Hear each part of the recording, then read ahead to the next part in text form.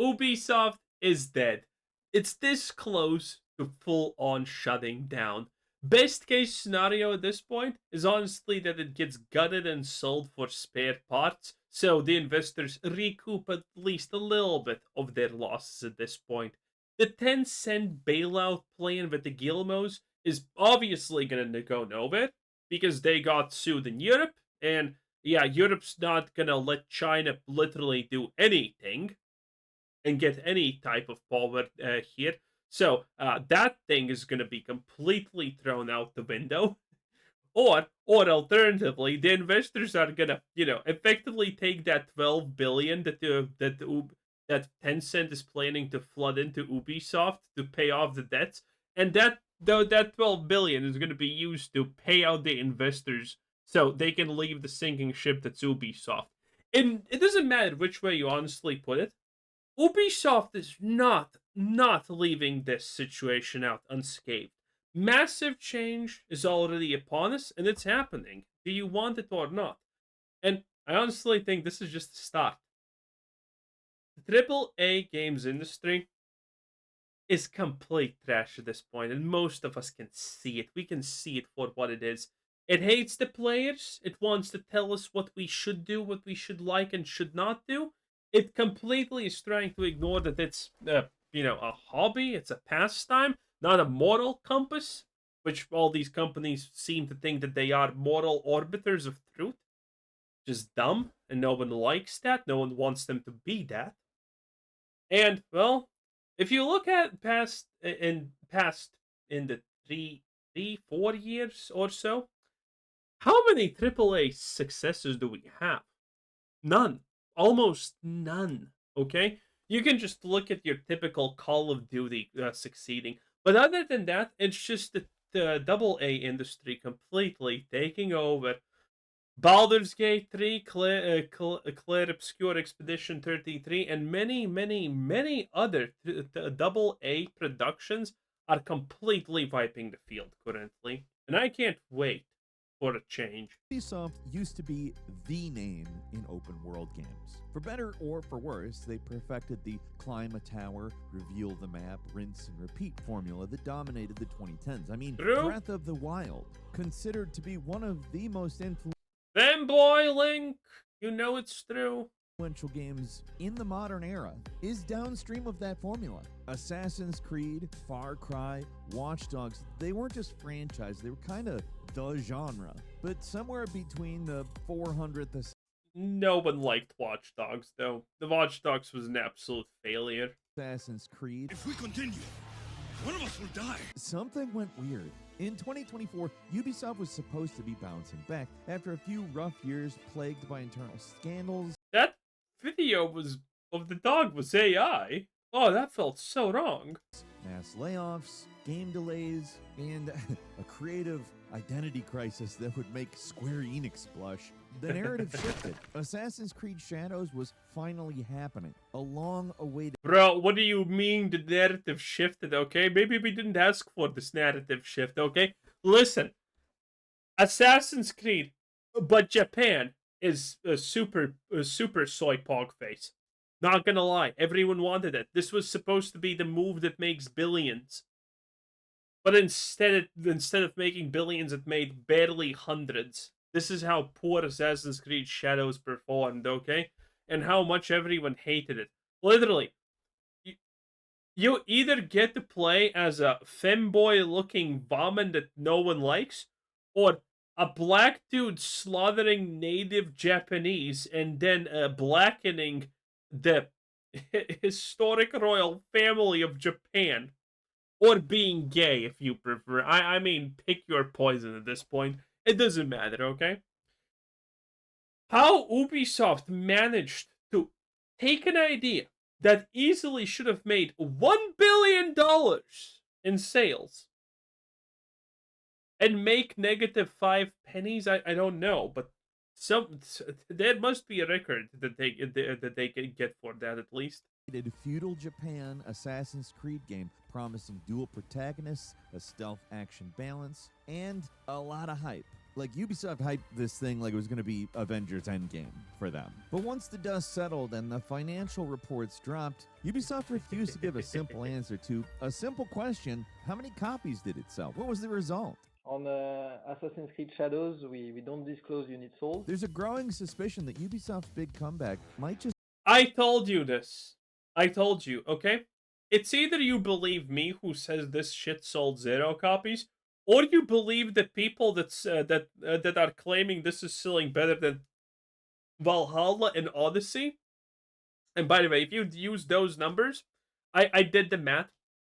The math is that this game should be selling 50 million copies by the end of the year. I don't know about you, but I'm not sure that this thing can sell 50 million copies when it had roughly 0 players on Steam and roughly 0 players on Xbox. Now, we did not get the we could not really track how popular it was on PlayStation, but I did track it on Xbox, and when it came out, it was not even in the top 50. Oh no, excuse me. It was top 20. No, wait. Top 29. Exactly 29, by the way. I don't know why I'm speaking like an idiot. But anyway, the 28th place. Do you know how popular of an online game that is with how many players? I personally don't. But considering I can with almost 100% certainty say that the 10th most played game on Xbox at all points is going to have between roughly 3 to 10k players. Best peak 10k. Imagine Assassin's Creed Shadows numbers of current players in release. If it couldn't breach the 29th place in most played games. Yeah, no one played it. And now we know officially that on PlayStation it had like 1.9 million somethings. And on Steam it was the 200k that we expect, no, the 300k that we expected sales. And that's not a lot. You're never reaching that best-selling game in forever with that 50 million copies sold by the end of the year, okay? Everyone who's saying that Assassin's Creed Shadows is a success is lying. just be another illusion, a projection from a company desperately trying to convince everyone, including themselves, that everything is fine. Hi folks, it's Falcon, and today on Game Ranks, what the hell is going on with Ubisoft? So let's start off with the weirdest PR dodge of the year. So, Assassin's Creed Shadows dropped, and Ubisoft promptly did this weird thing that they're not the only ones that do it or anything. A lot of these modern AAA developers just love screaming this word, engagement. They might have dressed it up with pretty words. That does not make it true. And according to Ubisoft, Shadows has the second highest engagement for an Assassin's Creed game. What does that mean, though? Pre-orders, Nothing. likes, number of times someone clicked the trailer on YouTube, play hours? I mean, that's a weird thing to brag about when no one really knows what it is. When reporters had The moment you can't even say sales numbers and you need to go by minutes played, engagement, and stupid metrics like that, you know it's bad. You know it's bad. the audacity to ask how many copies it sold, Ubisoft got quieter than you would think an assassin would have to be on hard mode. I mean, you're not always completely right about that, but it's whatever. And the collective internet noticed. Ubisoft themselves delivered a Jedi tier dodge. We don't share specific sales figures, but we're very pleased. That is, of course, don't ask questions, just buy the damn game in PR speak. Now this is concerning because Ubisoft is not in great shape. Their latest financial report showed revenue down, back catalog sales falling, and even Just Dance tripping over its own shoelaces. If Shadows Damn. was really the savior they're pretending it is, most people would assume they'd be screaming the sales numbers from the rooftops, and they are not. So either Shadows is Yeah, they were so. Listen, here's how you know things are truly bad. When the game came out, in a couple of days they said 1 million players, or 2 million, or whatever. And then they said 3 million, and then they stopped. And they stopped. and they didn't say anything anymore. Yeah, you know it's bad.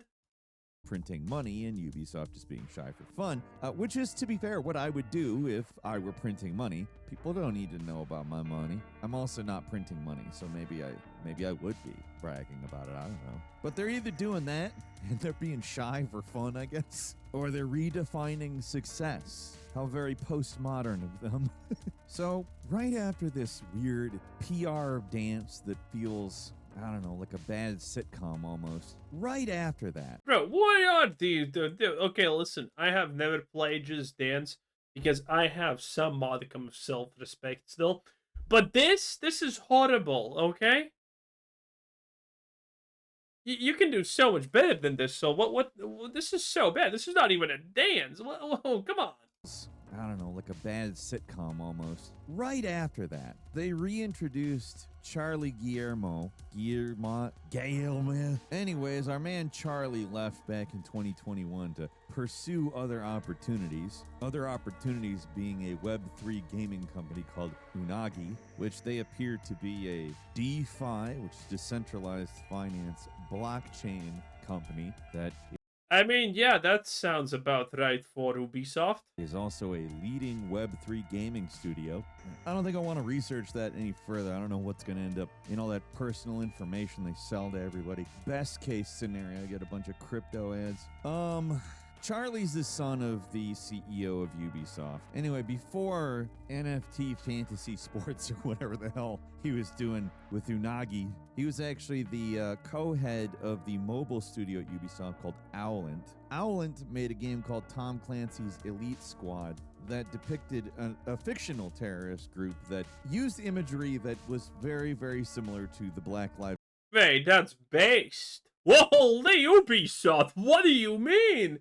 A little bit based? Matter symbol. This led to public apologies and Charlie's departure from the company. That he went from that to NFTs and decentralized finance crypto stuff doesn't make anybody really think of this guy as like the most professional. I mean, yeah, this looks like the face I was born into money, wealth, and no one ever said no to me. Starter package. 100%. So, Charlie has returned to Ubisoft to co-lead a new transformation committee aimed at revitalizing the company, you know, because things aren't going so well, and what better thing to do than to bring in fresh blood that used to work at the company and is also the CEO's son. Yeah. Makes sense. Checks I out. don't see that resulting in a whole lot of brand new... Listen, if there was a word that could describe this situation, maybe nepotism, I don't know. I'm not a linguist. But there isn't, obviously. So we can't really say anything because everything looks above board. Yeah, that's probably what everyone at Ubisoft is saying about this decision because they don't want to. They probably don't want to get fired. Ideas. Call me crazy. And as they are transforming, so too is their release dates. Now, while you play Ubisoft games like maybe Far Cry or Ghost Recon or whatever, Ubisoft is playing a game called Delay All the Things. Far Cry 7, Assassin's Creed Hex, and Ghost Recon, they've all been pushed back to 2026 or later. The official reason is to create the best conditions for success, which, I mean, isn't wrong. While they've The best conditions for success for Ubisoft at this point is not release anything and hope for the best. been pretty dodgy about telling us exactly how Assassin's Creed Shadows did, it's pretty likely it did better than Assassin's Creed Mirage. And part of that is definitely because rather than release it a year ago in whatever state it was in, they released it after another year of work in that state, which is a lot of steps in the right... But I just have to say I love it. You know what's my favorite part about Assassin's Creed Shadows? Because I'll tell you this because I know no one played it. It's the character dynamics between the two main protagonists. She's like, "You killed my family," and he's like, "Yeah, I kind of did. Sorry, fam. We chill now?" And she's like, "Yeah, okay, I guess that's fine. I didn't care anyway." That's pretty much literally the story, by the way. Yeah. Are you excited? I bet you are to see that dynamic go. in that state, which is a lot of steps in the right direction for Assassin's Creed, whether you think that it was all the steps that needed to be taken or not. I enjoyed it. Was it the best Assassin's Creed, and was it the best that they could ever do? I'll answer no to both of those, but I think the delay benefited the game, and I think that is certainly something they're thinking about here. Let's break it down. Far Cry 7 was originally rumored for 2025. They're now eyeing a 2026 launch at the earliest. The game's reportedly undergoing significant changes, including a shift to the Snowdrop engine and a new storyline involving a cult and a ticking clock mechanic. Assassin's Creed. Oh, wait, is this the one with the evil white Christian people? Or was that an already existing one? Listen, I don't follow Far Cry, okay? I don't even know what's going on in that shithole. But it's probably bad. Creed Hex, which was teased way back in 2022. This one's set in 16th century witch trials in Central Europe. Not a lot of details, but it's unlikely. Oh, that sounds woman empowerment. Yeah, baby. To see the light day before 2027. The next Ghost Recon, after the lukewarm reception of Breakpoint, Ubisoft is taking its time with this one for obvious reasons. We don't really have any details on this one, but the delays she's on her period. suggest a pretty significant overhaul is in the works. Like I said, Ubisoft is banking on the idea these delays are going to lead to better quality games, and while that's a noble goal, it is a risky move in an industry where long development cycles can lead to increased costs and waning player interest. Yeah, I guess the concept of work for on thing longer means it's more expensive is true, huh? Wow. And, well, nothing says that better than the next three words. Sands of Time. Remember when Ubisoft announced the Prince of Persia Sands of Time remake? Bro, I don't even know which game that is, but let me tell you about the one that I do know, okay? I was shocked when I heard this. This is like a whole roller coaster of emotions by itself. I was like, oh, a Prince of Persia game that had like 15K people on Steam maximum. I was like, and it's a 2D platformer. I was like, wait, this is great. Why would this not be a win for Ubisoft, Not expensive. People are interested in it, revitalize the franchise and all of this. I was like, all of this seems so good. All of this seems actually really good for them for once. Wow, who would have expected? Ubisoft did something good.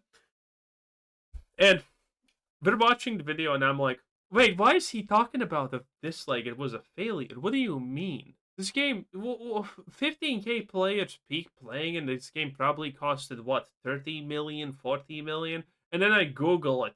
A 2D platformer by Ubisoft. Do you want to guess how many hundreds of millions did it cost to make a 2D platformer? Guess. 2 million. That is 2 million too much. 200 million. That is 200 million too much. 2D platforming game. 200 million. These people are idiots. They deserve to fail. Back in 2020, it was going to be a nostalgia trip down memory lane, slated for release in January 2021. It is May as of this recording. Dude, more than actually half of the appeal of Prince of Persia is being a womanizer playboy who defeats everyone and gets the girl. That's the fantasy. But you need to understand, in the modern political landscape of gaming somehow, that's not allowed. So the concept of Prince of Persia can never succeed because they are not allowed to make what people want in Prince of Persia. In 2025. This game has been delayed many times. It's switched development studios and it has undergone significant overhauls. Honestly, it's like Ubisoft is thinking that they're using the dagger of time and rewinding, except for they're not, because that's not how time works, at least in real life. Wouldn't it be funny if they added like a storyline where you use the dagger of time to develop a video game? We can take as long as we want. Dude, this is a low blow. Anyway, initially, That was a movie, by the way. it was handled by Ubisoft Pune in Mumbai, and it faced criticism for visuals and overall quality. So they handed the reins over to Ubisoft Montreal in 2022, the studio behind the original 2003 classic. It was seen as a positive step. Probably was. We don't know because we really haven't heard anything. But Ubisoft has confirmed the remake is scheduled for release by March 31st, 2026, aligning with the end of fiscal year 2025 to 2026. This does provide a more concrete timeline, but I mean, it's their property. They don't have to tell the truth about when it's going to come out, and even if they are, they don't have to stick to it. If they think they should delay it more, they could. It's part of the beauty of freedom, as well as a test of patience for those of us who like freedom but don't like waiting. I mean, this is a timeless classic, and what I mean by that is that there is no amount of time that you could have estimated development to take and be correct about. Well, it's also like a standard time list. I mean, Sands of Time is Yeah. Listen, it's not my fault. I think I could do this first try in real life, okay? Maybe slightly my flaw. killer, and whenever it does come out, it's gonna be great. But man, it's not exactly professional the way they handle this stuff, is it? Well, people are taking notice that, I mean, that's a sort of a broader trend than just Ubisoft itself. There is a problem that many are calling deprofessionalization in the AAA gaming industry. I mean, it's the elephant in the Ubisoft boardroom, but you can see it elsewhere too. It's not just a buzzword, it's kind of this unsettling reality. Dude, look at this, honestly. The old times were so fun. This is an elephant. It could kill you. It probably is not happy with its life conditions. And it is the biggest force in the room by far. There's a reason you have things called elephant guns. Because that's what you need to kill these things. Okay? And these people are like, yeah, you know what? The elephants sound fun. Get one. Get one here and put it right there. Yeah, let's do that. Okay? It was fun. It was funner.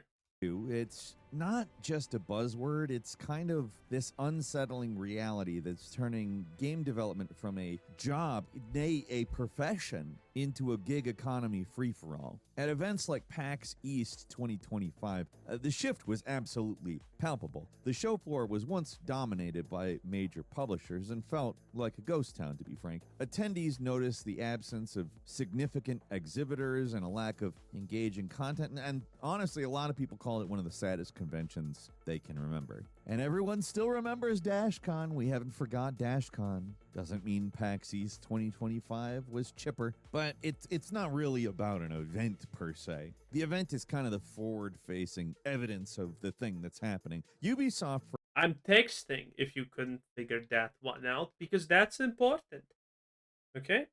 It is what it is. Also, Falcon's great at yapping. So am I. For instance, has laid off over 3,000 employees between September 2023 3,000 not enough?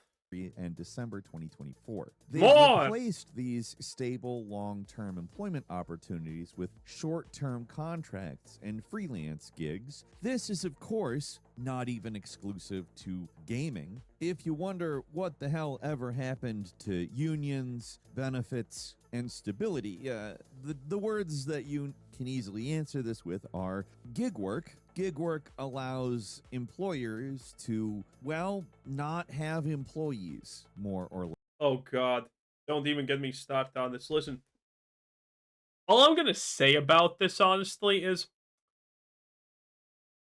being a food delivery guy only is actually good until you get sick and then you figure out, oh, wait a minute, I'm my boss. I'm my own boss, but not really, and I have literally no benefits.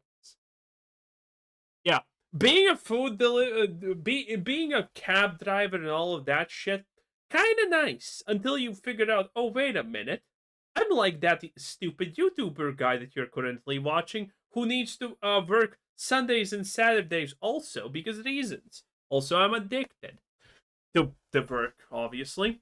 And, you know, they need that. And there is no day offs. There is absolutely no thing as get sick and not work, okay?